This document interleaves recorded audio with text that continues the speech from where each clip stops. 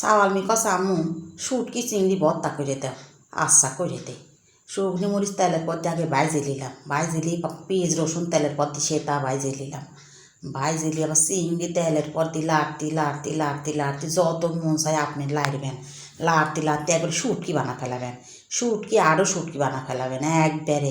বিশ্ব সুন্দরীরা যেরকম ফেগার হয় সেরকম ফেগার বানা নিবেন। ফেগার বানাইলি আবার ভাইজি ভাইজি ভাইজি ভাইজি নাবাবেন, না বাই সেইটা আবার ঠান্ডা করে নেবেন, পাইলে একটু লবণ দিবেন, যারা লবণ খান, লবণ না দিলে স্বাদ হয় না, তাই লবণ দিছি খানটি, লবণ দিয়ে আবার লাইড়ি লাগলাম, লাইড়ি লাইড়ি তার ভাইজি একবারে কালা বানা ফেলাইছি, কালা বানা শুকনি মরিচ দিই আবার খানটি লবণ দিই সর্ষের তেল দিয়ে চেটকাইলাম মনের মতন চেটকা চেটকা চেটকা চেটকা একবারে শুটকি আরও শুটকি বানাইলাম, বানা